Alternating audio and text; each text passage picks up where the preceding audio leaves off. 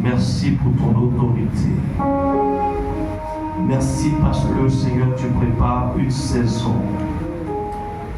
de restauration, une saison de délivrance, une saison d'alliance, une saison de renouvellement. Seigneur, merci. Parce que tu t'es choisi un peu. Tu dis un reste. Et c'est avec ce reste que toi tu veux rétablir toutes choses. C'est avec ce reste, oh, ce nombre apparemment insignifiant, oh, qui ne frappe pas aux yeux, oh Seigneur, ce peu de la force d'un anon, mais tu t'es choisi pour révéler ta gloire.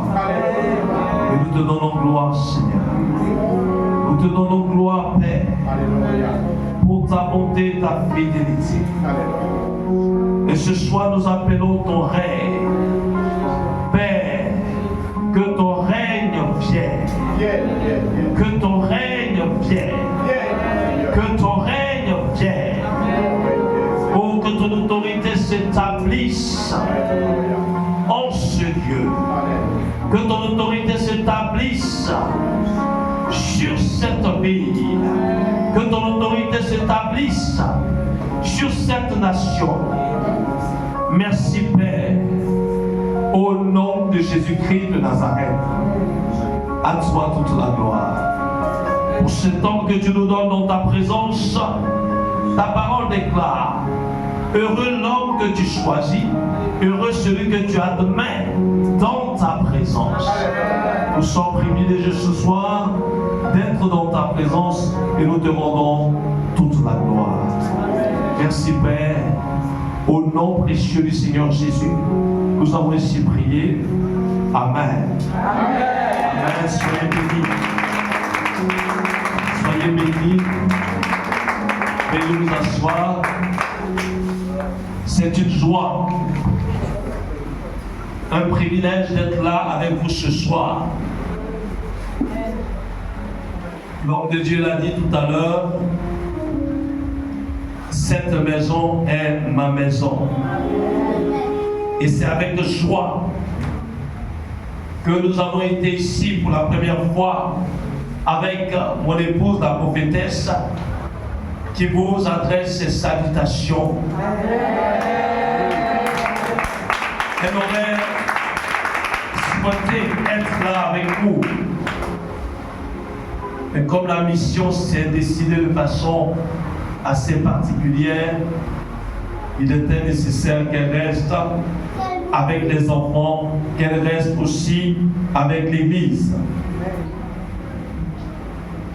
Permettez-moi de vous adresser, mais brièvement, les salutations de l'ancien.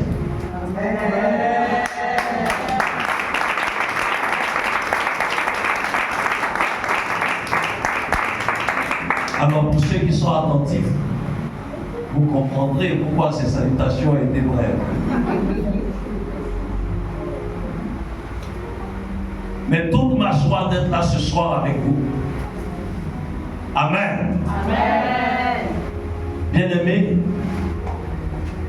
ce soir je ne vais pas prêcher. Alléluia. Ce soir, je ne vais pas enseigner. Ce soir, je vais prophétiser. Amen.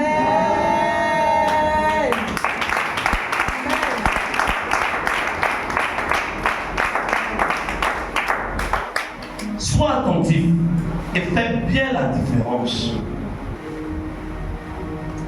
entre la parole prophétique et l'orientation prophétique. C'est-à-dire, Dieu peut envoyer quelqu'un vers toi pour te dire particulièrement ce qu'il attend de toi. Comme il a envoyé à plusieurs reprises des prophètes, notamment Nathan vers David et Ésaïe vers Ézéchias, parce qu'il y avait une situation particulière.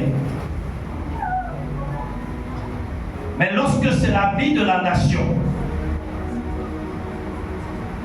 qui est concernée, lorsque c'est la vie d'une génération qui est concernée,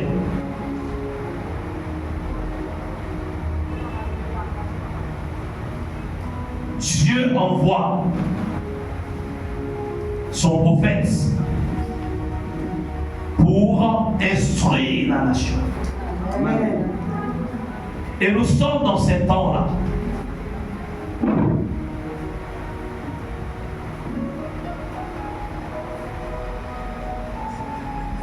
J'ai eu l'homme de Dieu, le reverend Aïpo, au téléphone le 26 juin.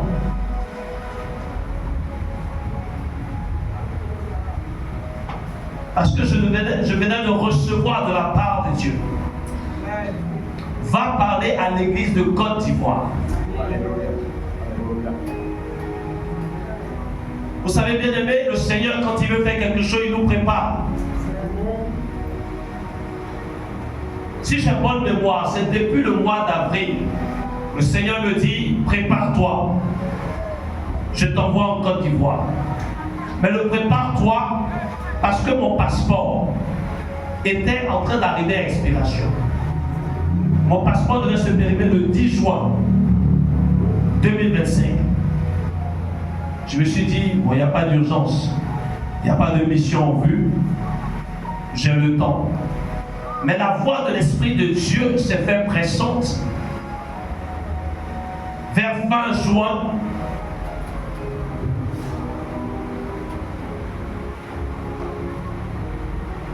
Et là, je suis obligé d'aller faire mon passeport. J'arrive le 26 juin. Et devant la dame qui me reçoit, elle me dit les délais sont de 3 mois. J'avais déjà pris mon billet pour le 11 août. Et je lui dis, mais est-ce qu'il n'y a pas une procédure accélérée? Elle dit non, c'est 3 mois.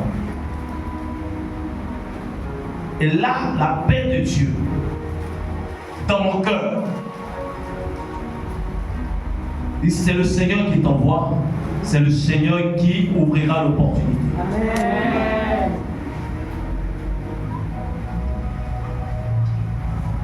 Et là, je ne partage pas à mon épouse encore. Et elle fait un songe le 27 juin. Elle me dit, dans un songe, je vois que c'est comme s'il y a quelqu'un qui s'opposait à ta nationalité. Et puis, la voix, l'action de l'Esprit de Dieu vient pour dire que même s'il y a des oppositions, ces oppositions seront vaincues. Et c'est là que je lui dis, le Seigneur t'a révélé ce qui s'est passé à la mairie quand je suis allé déposer mon passeport. Je ne lui avais pas encore partagé cela. Voilà ce que la dame a dit. Mais Dieu t'a montré que il est le Dieu, il est le maître des temps et des circonstances. Quelles que soient les oppositions qui peuvent se présenter, le Seigneur est là pour les aplanir. Amen. Donc j'ai déposé le passeport le 26. 3 jours après, je reçois un SMS qui m'informe que mon passeport est disponible. Amen.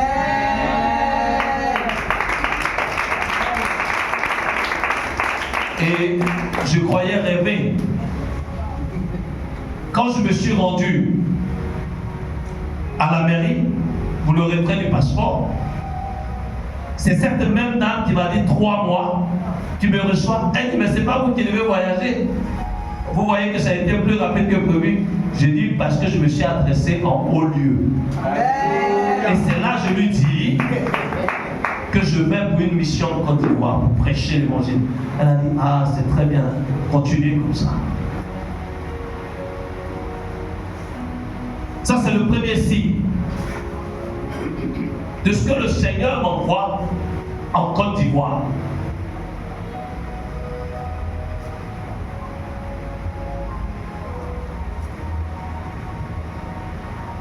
Le deuxième signe,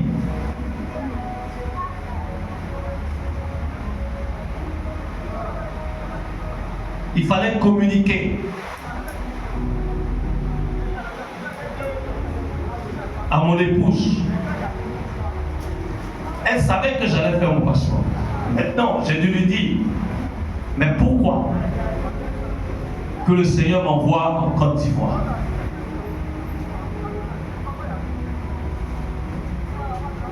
Vous savez, le contexte politique de la Côte d'Ivoire est tel que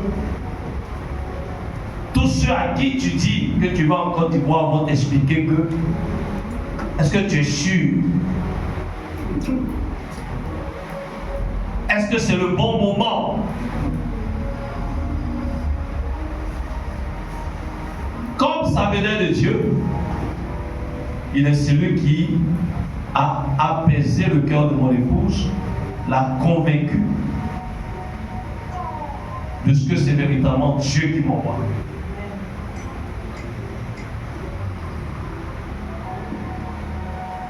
Et la troisième barrière, c'est la famille, les parents. Mais là encore, Dieu est intervenu.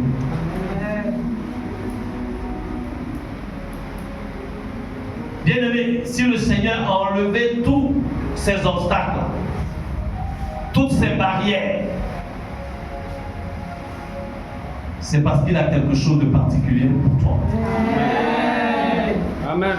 Bien-aimé, tu ne peux pas t'imaginer. Là, je t'ai simplement partagé quelques éléments. Mais tu ne peux pas t'imaginer le type de pression et d'oppression jusqu'à même à la veille. Et je suis là, je garde silence, je dis, Seigneur, qu'est-ce qui se passe? Je dis, certainement, s'il y a toutes ces oppositions, c'est que ce que toi tu veux faire là-bas était très grand. C'est pourquoi l'ennemi s'agite.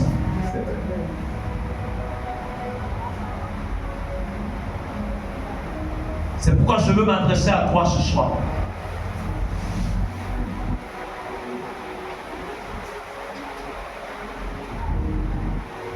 Après avoir partagé avec le révérend Hippo le 26 juin, le Seigneur me montre cette vision-là de cet arbre qui est agité par les vents, qui certes perd quelques feuilles et parfois même quelques fruits tombent, mais ce arbre la tient. Ce arbre la tient. Bien-aimé, ce arbre la tient. Et le Seigneur me dit que ce arbre, c'est la Côte d'Ivoire. Ce arbre-là, c'est l'Église. Et le Seigneur dit, la Côte d'Ivoire tient parce que l'Église tient. Le Seigneur dit, il y aura des troubles, il y aura des vents, il y aura des secousses. La Côte d'Ivoire tient parce que l'Église tient. Et c'est là qu'il me dit, cette Église-là, elle tient. Pourquoi? Parce qu'elle est enracinée dans la parole. Bien-aimés, c'est le temps où ceux qui ne sont pas enracinés dans la parole vont être emportés comme des feuilles ou comme des fruits pourris. Dans quoi es-tu enraciné? Es-tu un églisier, c'est-à-dire quelqu'un qui vient à l'église, Parce que si je ne viens pas, le pasteur va m'appeler. Si je ne suis pas là, on va dire pourquoi tu n'es pas venu. Est-ce que tu es là pour remplir une liste de présence ou tu es là véritablement parce que tu as faim et soif de la parole de Dieu? Amen. Bien-aimé, je ne suis pas là en train de prêcher. Je suis en train de te parler de la part de Dieu. La Bible dit pour les temps qui arrivent. L'église, le pays tient parce que l'église tient. Et l'église tient parce qu'elle est enracinée dans la parole de Dieu.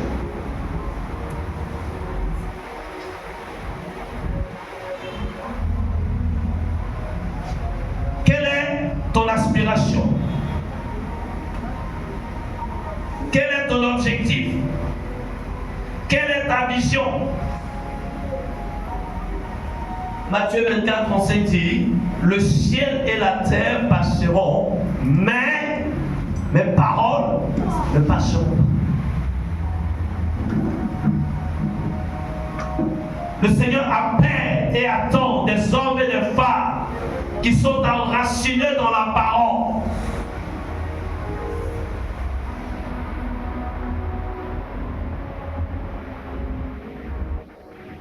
Il est temps de retourner à la parole. Il est temps d'abandonner le sensationnel. Il est temps d'abandonner tout ce qui n'a rien à faire avec la parole. L'apôtre Pierre parle du lait non prélaté de la parole.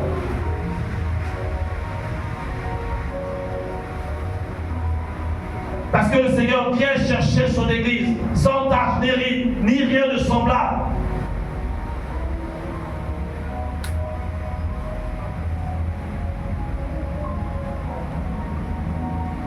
Bien-aimé, tout à l'heure le modérateur l'a dit, la solution ne viendra pas des hommes politiques. La solution ne viendra pas d'un parti politique. La solution ne viendra pas de qui que ce soit, d'une ONG. La solution ne viendra pas de la communauté internationale.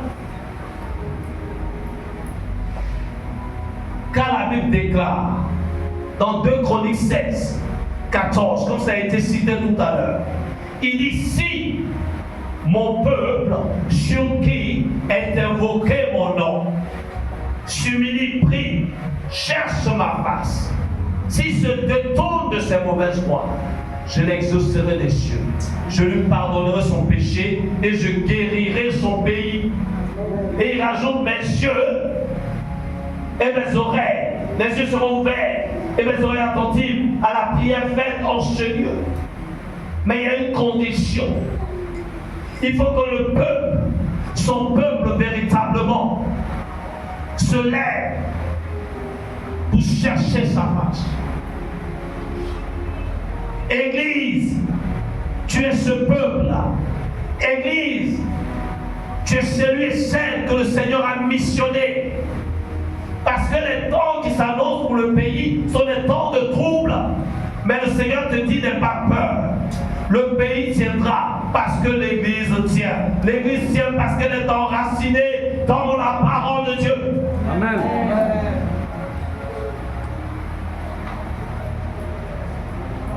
Si ton passeport c'est ta carte de parti, tu vas passer avec ça. Le ciel et la terre passeront, mais mes paroles ne passeront pas. Église, le Seigneur s'adresse à toi. Et dans Matthieu 7, de verset 24 à 25, la Bible nous parle de cet homme qui a bâti sa maison sur le roc.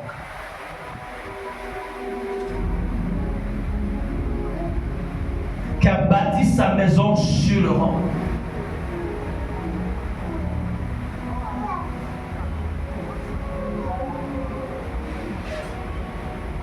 Il est temps que tu te ressources dans la parole de Dieu. La Bible, cet homme-là, les vents sont venus, les torrents se sont déchaînés, se sont jetés contre cette maison. Mais cette maison-là a tenu ferme. Pourquoi? Parce qu'elle était bâtie sur le roc.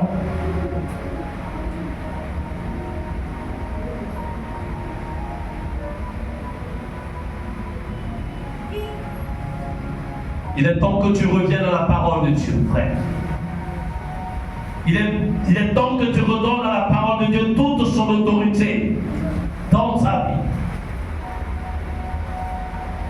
Et le roc dont il est question ici, c'est l'obéissance à la parole. Parce que la Bible dit, vous savez ces choses, vous êtes heureux, pourvu que vous les pratiquiez.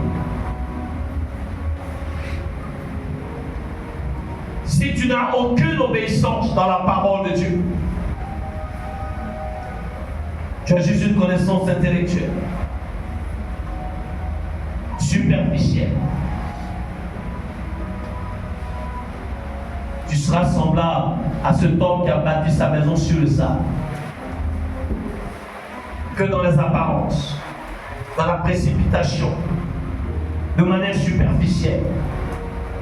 Mais donne-toi le temps, creuse. Dans la persévérance, dans la détermination, dans le sérieux, dans les choses de Dieu. Et tu verras que cette persévérance va payer. Amen. Cette détermination va payer. Amen. Cette obéissance à la parole de Dieu va payer. Bien-aimé, c'est le temps où l'autorité de la parole de Dieu doit être restaurée dans son Église. C'est le temps où l'autorité de la parole de Dieu doit être restaurée.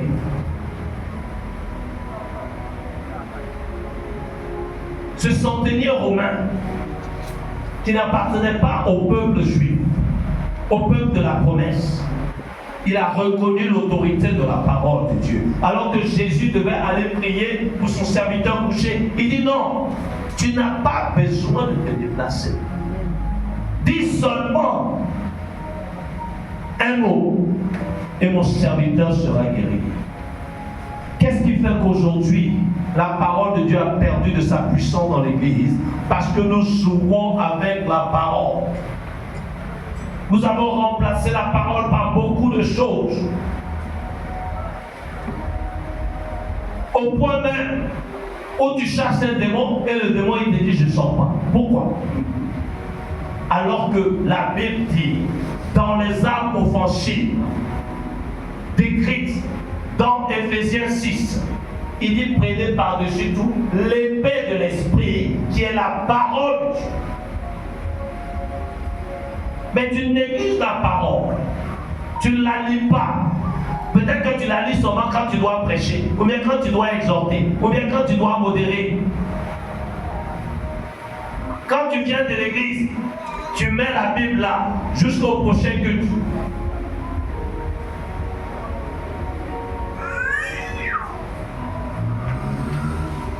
C'est pour ça que lorsque tu sors ton épée, elle n'est plus tranchante parce que tu n'as pas pris le temps de l'aiguiser.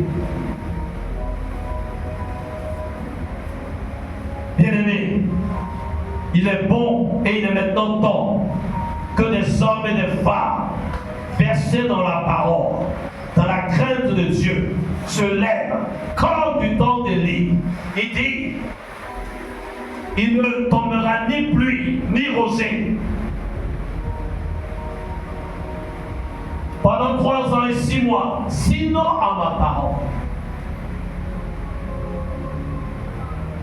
Et les gens ont des témoignages de lui en disant que nous t'avons observé et nous avons reconnu que la parole de Dieu dans ta bouche est vérité. Bien-aimé, comment les gens peuvent-ils rendre ce témoignage de toi quand toi-même tu vis dans le mensonge? Tu dis non, je plaisantais. Ne sont pas au moment où tu dois plaisanter. Parce que le diable, lorsqu'il détruit, il ne plaisante pas. C'est le temps où tu dois discipliner ta vie. Parce que les jours sont mauvais. Les jours sont mauvais. Ce n'est pas le moment de plaisanter. Sors du mensonge. Sors de l'hypocrisie. Sors de la duplicité. Sors de la double vie. Et sois un enfant de Dieu authentique. Sois un enfant de Dieu sincère.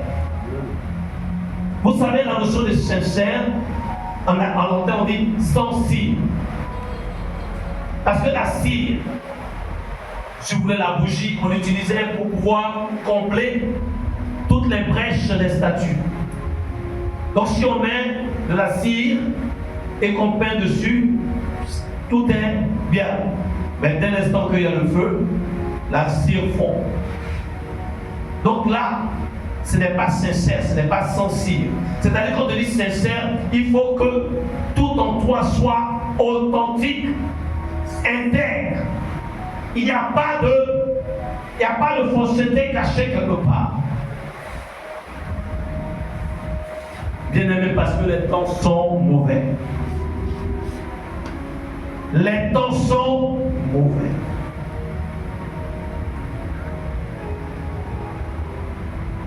C'est le temps aussi où le Seigneur mettra la différence entre ceux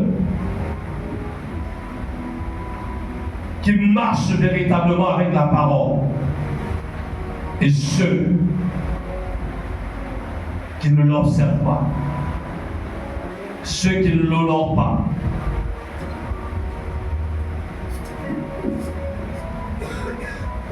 Dans le psaume 1, verset 3 à 4, la Bible dit, donne l'exemple de cet arbre qui est planté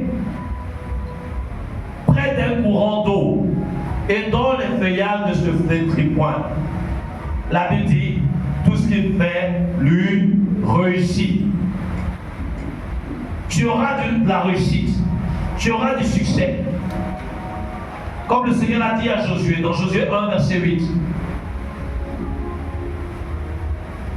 Que ce livre de la loi ne s'éloigne point de ta bouche. Médite le jour et nuit, afin de marcher selon ce qui est écrit. C'est alors que tu auras du succès, c'est alors que tu réussiras. Tu cours après la réussite, mais tout se trouve dans la parole de Dieu. Tu ne peux pas abandonner la parole de Dieu et espérer réussir. Toute réussite en dehors de la parole de Dieu n'est que séduction de l'ennemi. Rappelez-vous ce qu'il a dit au Seigneur. Si tu te prosternes et m'adores, je te donnerai tout ceci. Et le Seigneur lui dit, à rien de moi, Satan. Tu ne peux pas chercher la prospérité. Tu ne peux pas chercher la bénédiction. Tu ne peux pas chercher le succès et délaisser, négliger, abandonner la parole de Dieu. Reviens à cela. Reviens à la parole. Parce que le psaume 1 décrit par la suite, il n'en est pas ainsi du méchant. Le méchant, c'est celui qui est contre Dieu. Le méchant, c'est celui qui se détourne de la parole de Dieu. Le méchant, c'est celui qui en fait à sa tête.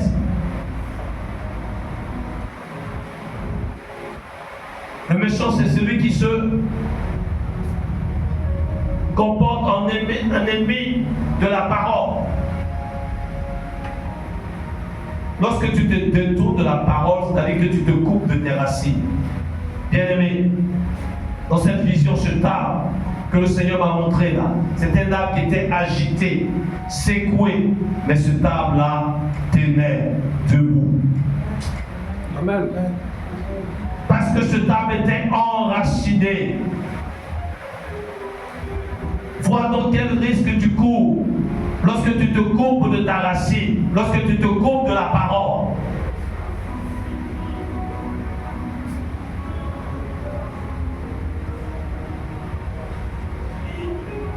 Il est important que tu comprennes cela parce que le Seigneur établit l'Église comme héritage de la nation.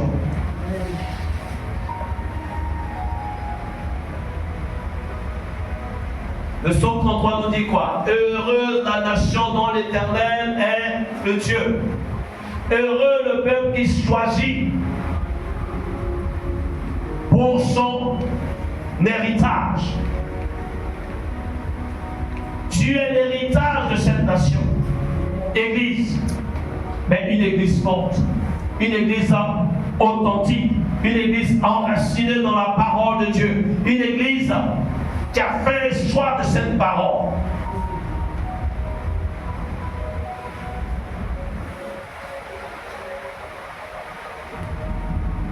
Bien-aimé, est-ce que tu me suis ce soir? Amen. Est-ce qu'il y a quelqu'un qui me suit ce soir? Amen. Trouve en lui toutes tes sources. Et le mouvement qui arrive ne va pas t'emporter. Amen.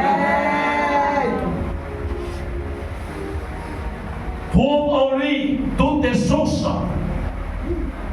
Et les turbulences qui s'annoncent. Peut-être que ça va te faire perdre certaines habitudes, comme les feuilles mortes. Peut-être que ça va te faire manger moins et prier plus. Peut-être que ça va te faire passer moins de temps sur les réseaux sociaux et plus de temps dans ta Bible. Mais tant que tu restes enraciné dans sa présence, le Seigneur te dit tu n'as rien à craindre. Ni pour toi, ni pour ta famille. Car il a dit crois au Seigneur Jésus et tu seras sauvé, toi et ta famille. Le Seigneur fait de toi le gardien de ta famille. Le Seigneur fait de toi l'héritage de ta famille. Le Seigneur fait de toi la sentinelle de ta famille.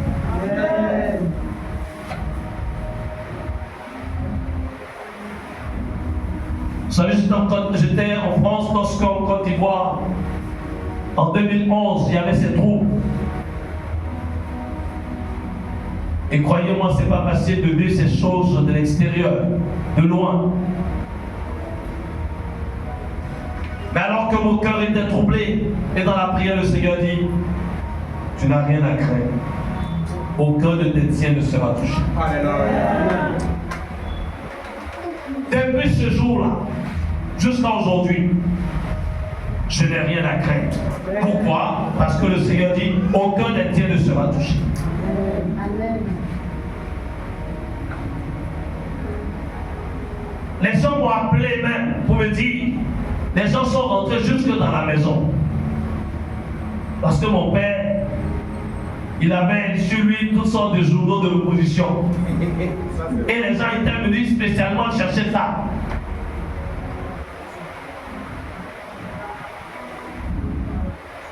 Mais ils n'ont rien trouvé. Et c'était d'autres personnes qui venaient intercéder pour lui. Il dit non, mais laissez le vieux. Aucun des tiens ne sera touché. Amen. Donc tu es le garant de la sécurité de ta famille. Amen. Pourquoi? Parce que tu crois en Jésus. Amen. C'est pourquoi tu dois prendre très au sérieux ça. Tu dois prendre très au sérieux ton engagement avec le Seigneur, ta marche avec lui. Tu dois prendre ça très au sérieux. Parce que si tu ne le fais pas, tu t'exposes toi-même et tu exposes ta famille. Église, si tu ne prends pas ta relation avec le Seigneur au sérieux, tu t'exposes toi-même et tu exposes le pays. Le Seigneur fait de toi l'héritage de la nation. Amen. Amen.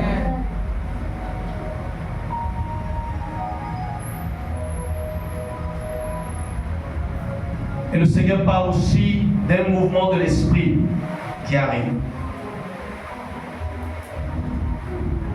Dans Ézéchiel 47,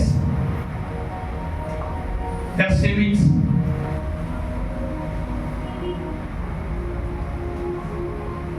il y a ce mouvement, cette eau-là qui descend du sanctuaire.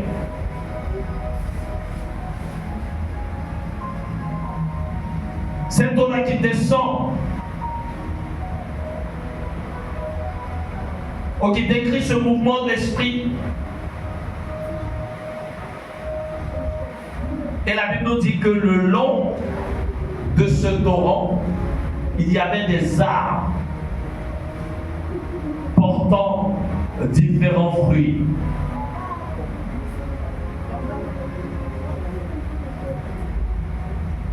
Et ces arbres, les feuilles, servaient de remède pour les nations. Et les fruits servaient de nourriture.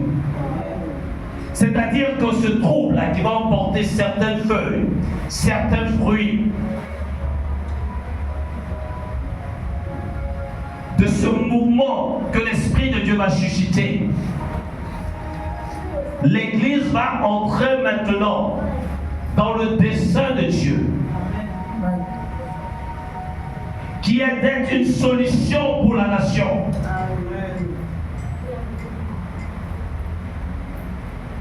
L'Église longtemps a été loin du plan de Dieu, loin du dessein de Dieu. Le Seigneur annonce ce temps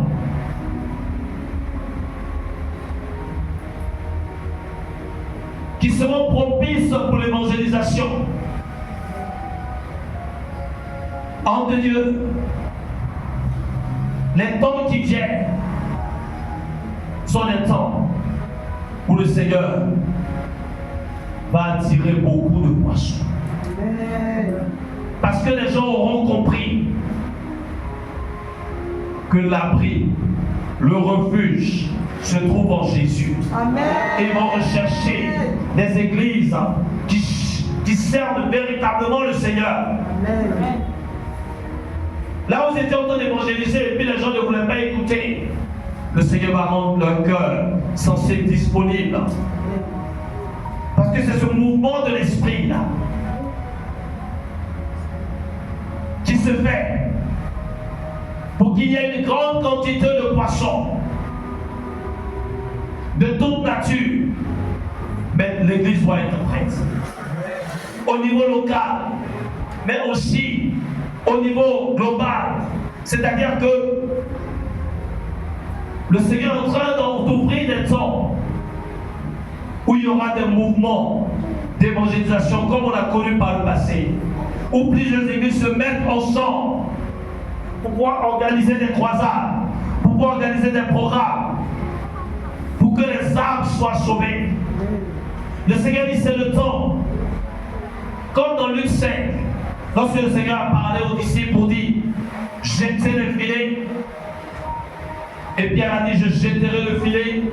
La Bible dit que le filet était tellement rempli qu'ils étaient obligés d'appeler leurs compagnons des autres barques pour venir les aider.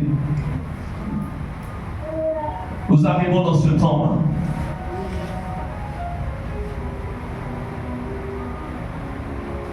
Parce que ceux qui ont cette sensibilité spirituelle, à l'image de la nature, lorsqu'il va y avoir un tremblement de terre, lorsqu'il va y avoir une éruption volcanique, tous ceux qui sont, même dans les eaux, s'agitent, même dans les aquariums. Pourquoi? Parce qu'ils perçoivent qu'il y a quelque chose de bizarre qui arrive. Donc le Seigneur va rendre leur cœur sensible de cette sorte que eux-mêmes ils soient poussés vers l'Église. Eux-mêmes ils soient poussés parce qu'ils sentent qu'il y a quelque chose qui arrive. Vraiment j'ai besoin de prier. Vraiment j'ai besoin d'une église. C'est où ton église? C'est pourquoi l'église doit être prête. Pour engranger cette grande quantité de poissons. Pour les instruire, pour les éduquer. selon la parole de Dieu. Mais l'église ne doit pas être dans la distraction. Bien-aimés, et nous arrivons dans des temps où l'église va entrer véritablement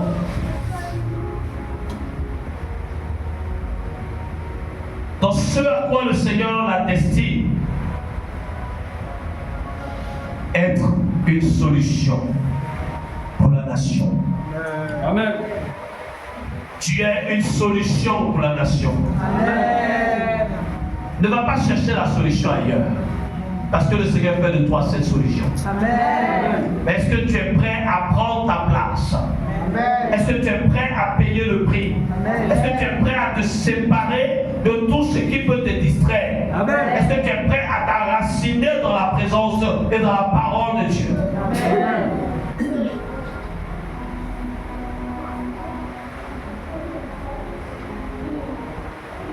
Bien-aimés,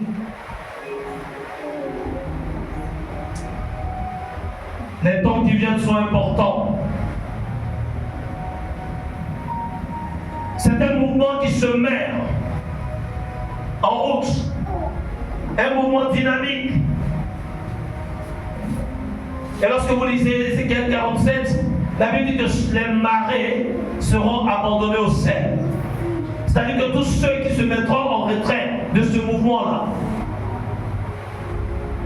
vont vivre la même situation que la femme de Lot dans Genèse 19, qui a fini par devenir une monticule de sel.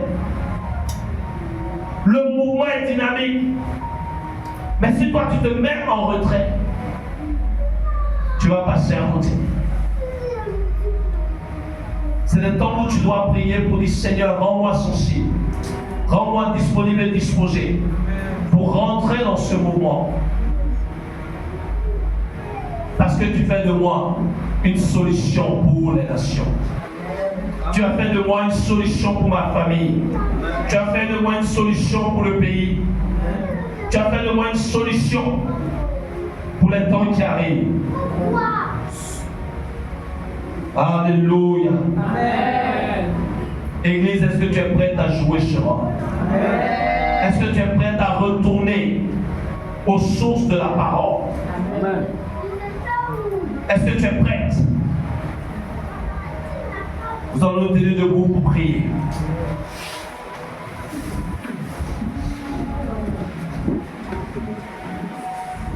Et dimanche, nous parlerons de la saison de l'Église. Nous parlerons de la saison de l'Église. Dimanche. Alléluia. Amen. Élève la voix et prie le Seigneur. Commence à prier le Seigneur dans le nom de Jésus. À toi toute la gloire. Seigneur, nous te reconnaissons cette nation. Si le Seigneur t'a parlé ce soir, si le Seigneur t'a interpellé ce soir, prends au sérieux. Prends au sérieux la parole de Dieu. Prends au sérieux l'interpellation du Seigneur ce soir. Sur quel fondement es-tu bâti? Es-tu bâti sur le sable? Sur les apparences? Es-tu en train de vivre une foi superficielle?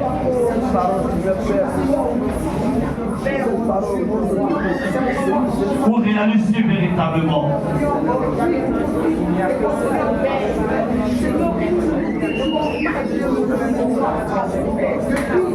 Que tu as besoin d'être enraciné dans la parole. Tu as besoin. Le Seigneur te dit que le pays tient parce que l'Église tient. L'Église tient parce qu'elle est enracinée dans la parole. Et toi, tu fais partie de cette Église. Père, au nom de Jésus, Père, toi toute la gloire, Seigneur. Jésus. Orabasheta la brose kelemo. Yandolo bosholo brose kalama. Yandolo boshe kele. Lima kondolo. Au nom de Jésus. Au nom de Jésus. Une église enracinée. Des hommes et des femmes enracinés. Pensez en toi. Des hommes et des femmes. Oh, qui marchent dans ta grâce. Des hommes et des femmes qui marchent en toi. Au nom de Jésus. Oh, Ramacheta la brosé. Rabababababababa. Ikondele brosé kalama. Riandolo baba. Idala brosé keteke. Rababababababa. Ikondele brosé kelebo. Riandolo brosé keteke. Ratala brosé dele. Au nom de Jésus. Au nom de Jésus. Au nom de Jésus-Christ de Nazareth. Au nom de Jésus-Christ de Nazareth. Alléluia, Père. Alléluia, Père. Rabachetele. Au nom de Jésus-Christ de Nazareth. Alléluia. Dans les chroniques 20, du verset 1 à 3, nous allons nous appuyer là-dessus et prier. Au nom de Jésus-Christ de Nazareth. Alléluia, Père. Et chronique, chapitre 20, verset 1 à 3. Il est écrit ceci. Alléluia. L'année suivante, au temps où les rois se mettaient en campagne, Joab, à la tête d'une forte armée, alla ravager le pays des fils d'Ammon et assiéger Rabba. Mais David resta à Jérusalem. Joab bâtit Rabba et la détruisit. David enleva la couronne de dessus la tête de son roi et la trouva d'un poids d'un talent d'or. Elle était garnie de pierres précieuses. On l'a mis sur la tête de David, qui emporta de la ville un très grand butin. Il fit sortir les habitants et il les mit en pièces avec des scies, des herses de fer et des haches. Il traita de même toutes les villes des fils d'Ammon. David retourna à Jérusalem avec tout le peuple. Amen. Amen. Bien-aimés, la guerre spirituelle, c'est pas un jeu. Amen. La Bible dit que ce peuple ennemi, Ammon, David a pris tout le peuple. Il les avait passés par l'épée. Certains ont été détruits avec des haches. Certains ont été détruits avec des herses. Peut-être que tu entends cette parole et puis ça te choque. Mais bien aimé, la Bible dit dans Jean 10, verset 10, que le voleur ne vient que pour voler, égorger et détruire. Mais moi je suis venu afin que les brebis aient la vie et qu'elle ait en abondance. Cette scène que j'ai décrite là, est-ce que ça ne s'est pas déjà produit en Côte d'Ivoire? Est-ce que des femmes n'ont pas été éventrées?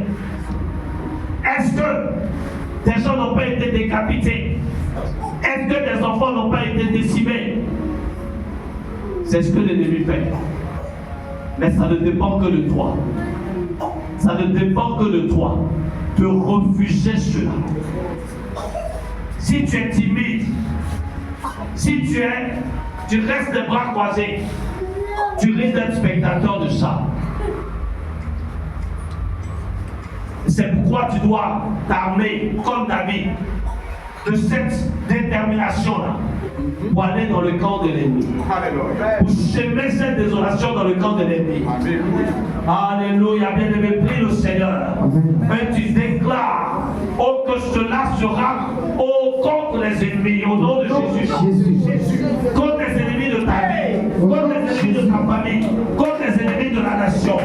Prie le Seigneur dans le nom de Jésus. Oh,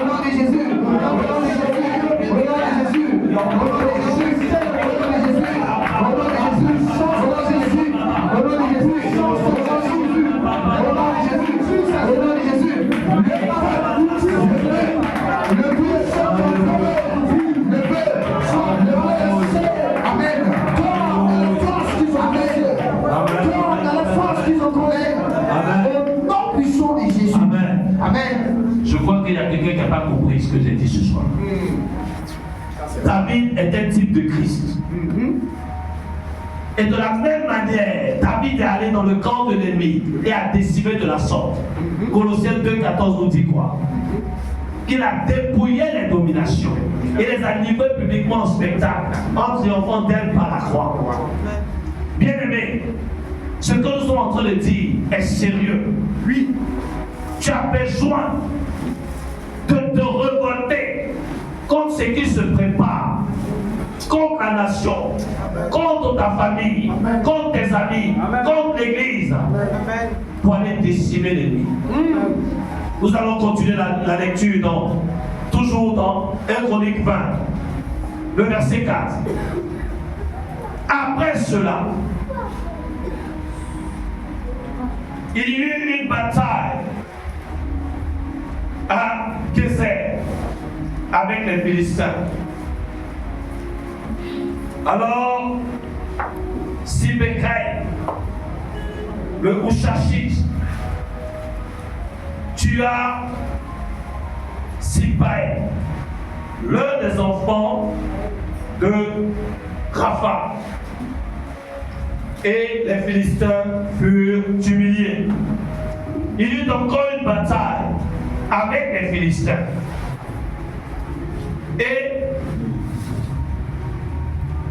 Et Canaan, fils de Jaïr, tua le frère de Goliath, Lakbi de Gath, qui avait une lance dont le bois était comme une ensouple de 10 rangs. Il y eut encore une bataille à Gath. Il s'y trouva un homme de haute taille qui avait 6 doigts à chaque main et à chaque pied, fait 4 en tout, et qui était aussi issu de Rapha. Il jeta un défi à Israël, et Jonathan, fils de Shimei, frère de David, le tua. Ces hommes étaient des enfants de Rapha à Gath. Il périt par la main de David et par la main de ses serviteurs. Bien-aimé, il y a une génération de David qui se lève. Amen.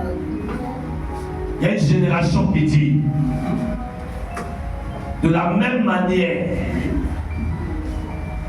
dont Goliath a été terrassé, nous on va terrasser le Goliath de notre époque.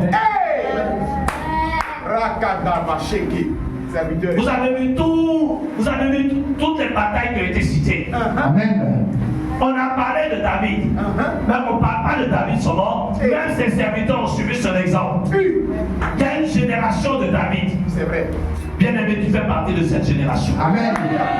Pour renverser les forteresses. Amen. Pour renverser les décrets. Amen. Pour renverser le Philistin. Je renverse. Qui est 6 doigts, 7 doigts. Tout cela, il ne va pas t'effrayer. Amen. Bien-aimé, la Bible dit, dans Exode 14, verset 14, que ce combat-là n'est pas ton combat. Le Seigneur lui-même combattra pour vous. Nous sommes. Que sa lance soit comme le souple du tisserand. Qu'il ait 6 doigts à chacun au pied, mes mains, 24 autour. Quelle que soit sa nature, quelle que soit la forme qu'il peut prendre, Ça, c'est vrai. tu sais que ton Dieu est plus fort. Amen. Ton Dieu lui-même combattra pour toi. Amen. Seulement il lance un appel ce soir. Comme dans Ésaïe 6, verset 8. Il dit, qui enverrai-je et qui combattra pour nous? Amen. Qui marchera pour nous? Amen. Et Ésaïe répond de façon prophétique. Il dit, me voici, envoie-moi. Le Seigneur a besoin d'une génération de David. Peux-tu faire partie de cette génération? Comme les femmes qui n'ont pas peur du Philistin. Comme les femmes qui n'ont pas peur du frère de Goliath. Alléluia. Le frère de Goliath va connaître le même sort que Goliath. Parce que Jésus est le même hier, aujourd'hui et éternellement. Amen. C'est pourquoi tu vas te lever maintenant. Avec cette haine, avec cette rage, avec cette révolte spirituelle, contre toutes les puissances des ténèbres, contre tous les décrets, contre toutes les puissances qui s'agitent dans les airs. Amen. Au nom de Jésus, élève la voix, prie le Seigneur. Prie le Seigneur, prie le Seigneur, prie le Seigneur. Au nom de Jésus, toute puissance que nous avons. Au nom de Jésus.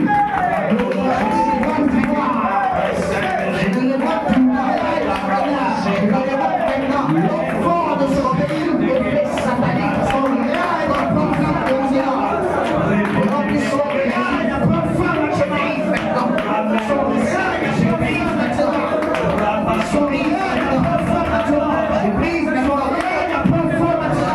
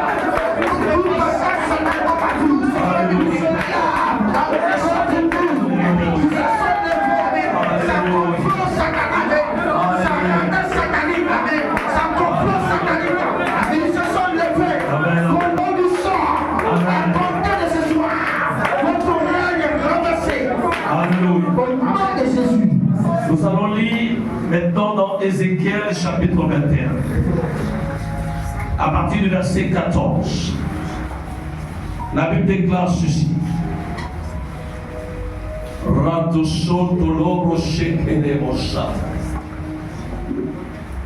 Ézéchiel chapitre 21, à partir du verset 13, on peut lire. La parole de l'Éternel me fut adressée en ces mots.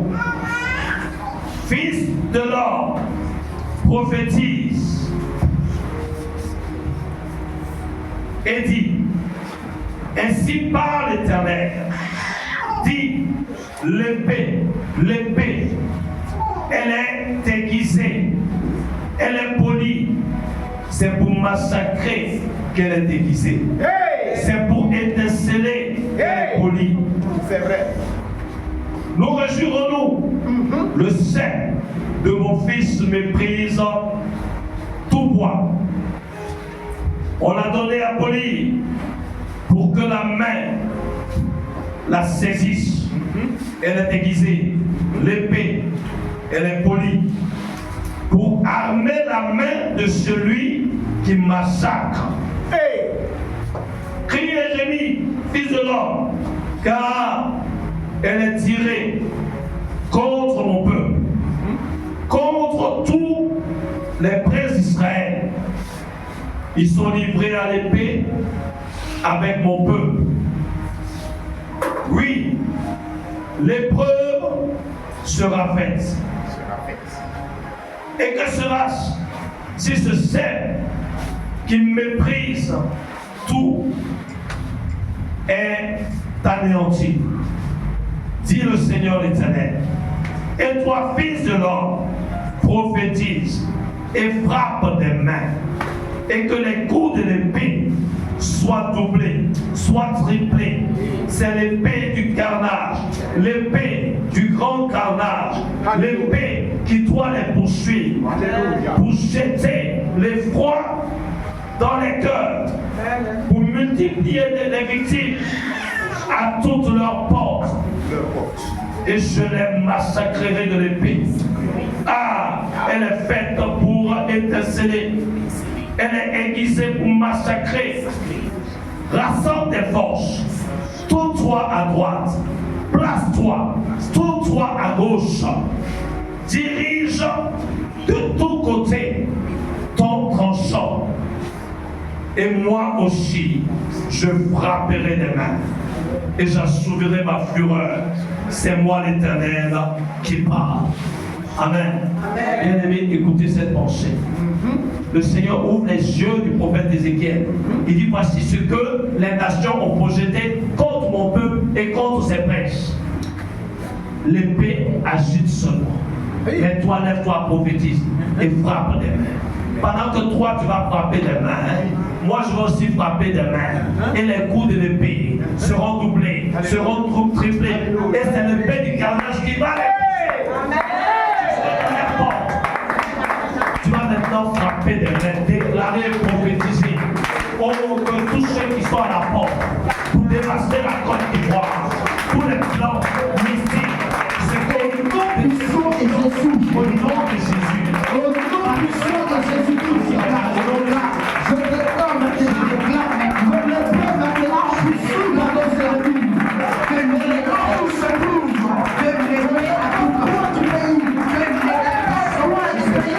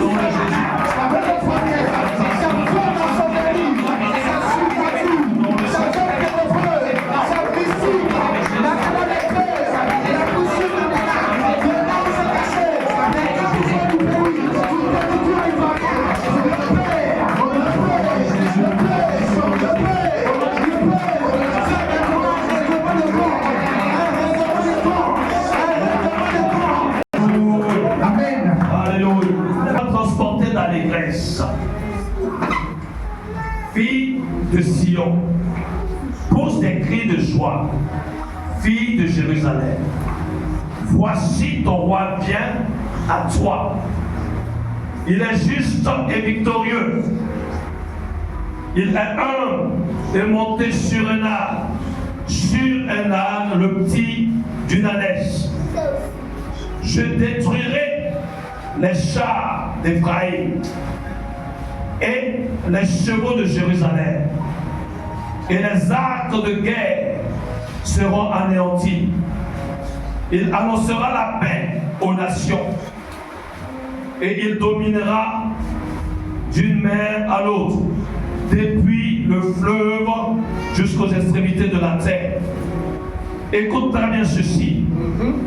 Et pour toi, à cause de ton alliance scellée par le sang, je retirerai tes captifs de la fosse où il n'y a point d'eau. Retournez à la forteresse captif, plein d'espérance. Aujourd'hui encore, je le déclare, je te rendrai le double. Le Seigneur dit, accroche-toi. C'est pourquoi je dis, il ne faut pas jouer avec ta vie chrétienne. Parce qu'à cause de l'alliance que tu as, le Seigneur t'épargne, mais il épargne aussi ta famille, il épargne aussi tes proches. Il dit, aide-toi à cause de l'alliance. Et dans Hébreux 2, verset 14, la Bible dit, de même que les enfants ont part au sang et à la chair, il y a eu également part, afin de délivrer tous ceux qui étaient maintenus captifs, par crainte de la mort. Le pouvoir de la mort. Bien-aimé, tu es la faveur de ta famille. Tu es la faveur de ton église. Tu es la faveur de la nation. À cause de ton alliance scellée dans le sang. Tu vas bénir le Seigneur. Et tu vas invoquer ce sang sur ta vie, sur ta famille, sur l'église, sur ta génération. Tu vas invoquer le sang de Jésus. Invoque dans le nom de Jésus. Alléluia. C'est pas par tes forces, c'est pas par tes efforts, c'est pas par tes stratégies, c'est pas. Alléluia, Jésus. Le sang de Jésus, le sang de Jésus. Oh, Sur ma famille, au nom de Jésus, au nom de Jésus, au nom de Jésus.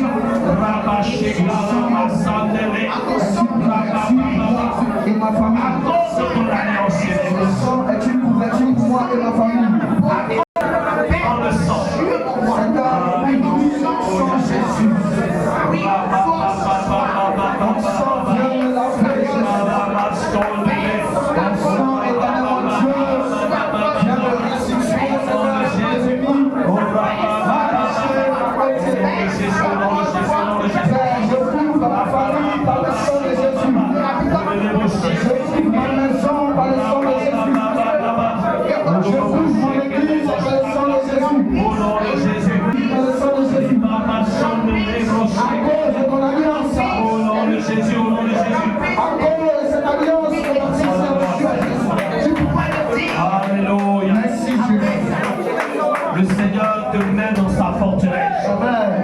Il dit, toi, homme, femme, plein d'espérance. Il te met et tu pourras déclarer, comme le dit le psaume 91, celui qui demeure sous l'abri du Très-Haut repose à l'ombre du Tout-Puissant. Je dis à l'Éternel mon refuge, le Dieu en qui je me confie. Bien-aimé, la Bible dit que venez dans la forteresse, vous, captifs pleins d'espérance. Bien-aimés, et dimanche, nous parlerons de la saison de l'Église. Les temps arrivent où l'Église pourra dire, comme Pierre et Jean l'ont dit à ce paralytique, regarde-nous. Dire au monde qui est troublé, regarde-nous. Parce que l'Église sera véritablement celle que le Seigneur veut. Une solution. Il dit, les feuillages serviront de remède et les fruits serviront de nourriture. Les temps viennent où l'Église remplira pleinement cette mission-là. Le temps est déjà là. C'est pourquoi tu dois te préparer pour être ancré dans la parole, pour être ancré en lui, véritablement, pour rester debout. Quand il y aura le trouble, tu restes debout. Alors, les hommes pourront voir, oui, il tient debout, elle tient debout. Nous aussi, on veut faire comme elle. Nous aussi, on veut aller prier. Nous aussi, on veut chercher Jésus. Parce que tu es une solution pour ta nation. Que Dieu vous bénisse.